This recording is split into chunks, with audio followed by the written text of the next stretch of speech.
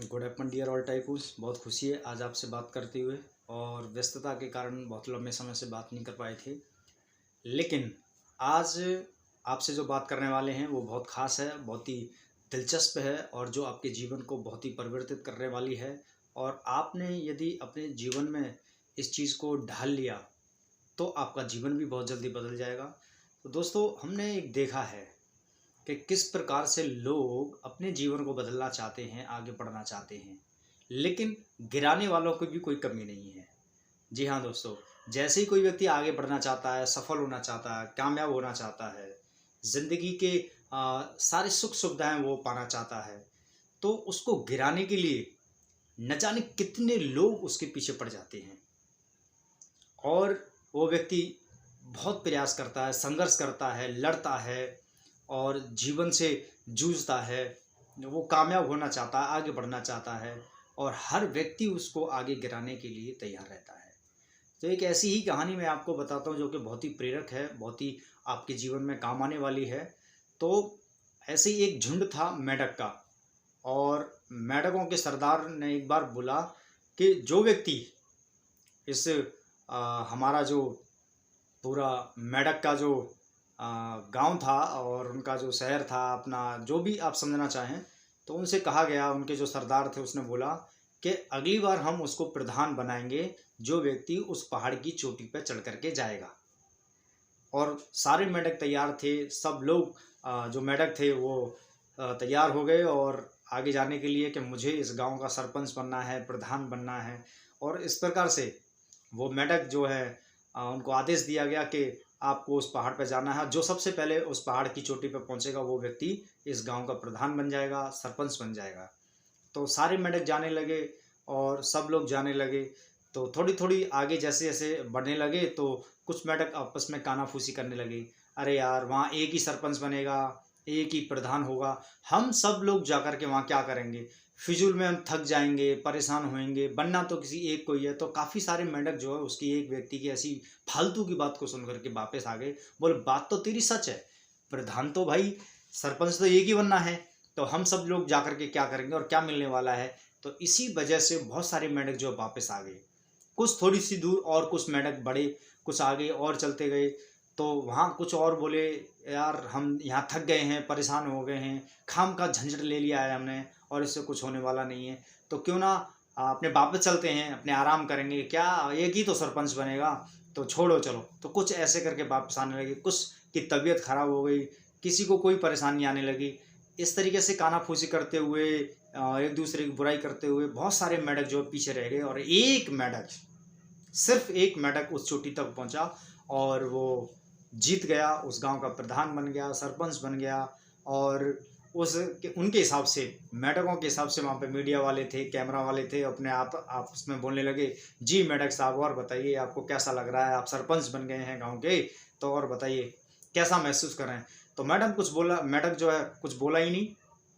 Media वाले फिर बोलने लगे, और बताइए मेंढक साहब आपको कैसा लग रहा है, आपको गांव का सरपंच प्रधान बन करके कैसा लग रहा है, तो कुछ बताइए, आपकी कामयाबी का राज क्या है, आपकी सफलता का राज क्या है।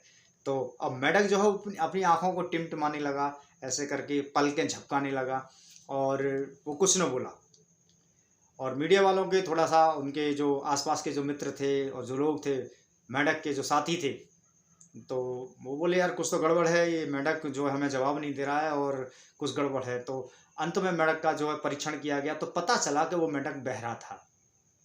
जी हाँ दोस्तों, परीक्षण के दौरान ये पता लगा कि मेंढक बहरा था। मेंढक ने किसी की बात सुनी नहीं और वो जो है आगे बढ़ता गया और पहाड़ की चोटी पर गया और वो सरपंच बना, और सरपंच बन करके वो कामयाब हुआ। और इसी प्रकार हमारे जीवन में भी ये सारी चीज़ें होती हैं। हम भी बहुत कुछ पाना चाहते हैं जीवन में, सुख सुविधाएं पाना चाहते हैं, बढ़िया घर बनाना चाहते हैं, अच्छी गाड़ी लेना चाहते हैं, और फैमिली के लिए सुख सुविधाएं हों, घर में किसी प्रकार की कोई तकलीफ़ ना हो, बहुत सारे पैसे कमाएं, बिजनेस करें, कामयाबी का जीवन हो, और हर जगह हमारा नाम हो, इज्जत हो, शोहरत हो, सब कुछ पाना चाहते हैं। लेकिन जो मेंढक के साथ में हुआ वैसा ही हमारे लोगों के साथ में होता है, हमारे साथ होता है कि जैसे ही हम कामयाबी के लिए आगे कदम उठाते हैं तो बहुत सारे लोग कदम पीछे खींचने के लिए बहुत सारे लोग आ जाते हैं। और हमें कामयाब नहीं होने देते। तरह तरह की योजना बनाते हैं गिराने के लिए, तरह तरह की षड्यंत्र रचते हैं, तरह तरह की बातें होती हैं और हमें कामयाब नहीं होने देते। लेकिन दोस्तों, मेंढक की कहानी हमें क्या सीख देती है कि वो तो इत्तेफाक से एक जो मेंढक था उनमें बहरा था, लेकिन सीख हमें ये मिलती है कि हमें भी बहरा मेंढक बनने की आवश्यकता है। कुछ भी सुनने की आवश्यकता नहीं है किसी की। आप अपने लक्ष्य पर ध्यान दीजिए। आपका जो जीवन है, जो सुख शांति खुशियां जो आप चाहते हैं, उसके लिए मेहनत कीजिए। किसी की मत सुनिए, क्योंकि लोग तो दुनिया में राय देते हैं। मेहनत करेंगे आप, कामयाबी लेंगे आप। घर का खर्च तो आपसे ही चलता है, आपकी मेहनत से चलता है, न कि लोगों की राय से। फोकटिया सलाहकार बहुत होते हैं, फिजूल की सलाह देते हैं और भटक जाते हैं। आपको सोचना पड़ेगा कि जो लोग मुझे जो सलाह दे रहे हैं, उनके अपने जीवन में अस्तित्व क्या है, वो किस कदर कामयाब हुए, क्या वो हमें रोकने आए हैं, क्या वो ऑलरेडी कामयाब हैं तो हमें कामयाब होने से रोकने को आए हैं, और हमें कामयाब होना क्यों नहीं देखना चाहते वो। तो ये सब कुछ समझना पड़ेगा आपको। आपको अपनी बुद्धि का इस्तेमाल करना पड़ेगा, आपको अपनी समझदारी दिखानी पड़ेगी। लोगों को मैंने देखा है चालाक बनते हैं, बहुत ज़्यादा तेज बनते हैं। तेज या चालाक बनने की आवश्यकता नहीं है। जिंदगी को जीने के लिए और सक्सेसफुल लाइफ के लिए आपको समझदारी की जरूरत पड़ेगी। आपको समझदार बनना पड़ेगा, आपको अपनी बुद्धि का लोहा लेना पड़ेगा और ऐसे फालतू की सलाह और फालतू के लोगों से बचना पड़ेगा। तो ये मेंढक की कहानी हमें यही सिखाती है, यदि आप अपने जीवन में बहुत तरक्की करना चाहते हैं, कामयाबी लेना चाहते हैं, तो आपको भी बहरा मेंढक बनना पड़ेगा। उस मेंढक की तरह ही आपको बनना पड़ेगा। किसी की फालतू की बात कोई सुनने की जरूरत नहीं है, आप सिर्फ काम कीजिए। मैंने भी अपने जीवन में इस कहानी को अप्लाई किया। मेरे बहुत सारे साथी थे, मित्र थे, काम करते थे, बहुत मेहनत करते थे, हम भी करते थे उनके साथ में, वो भी हमारे साथ करते थे, हम सब मिलके करते थे, अलग अलग करते थे। और सब लोग, उनको कानाफूसी वाले लोग मिले, परेशान हो गए, दिक्कतें आई, तकलीफ आई, कुछ लोग भाग गए मैदान छोड़ करके, हम डटे रहे।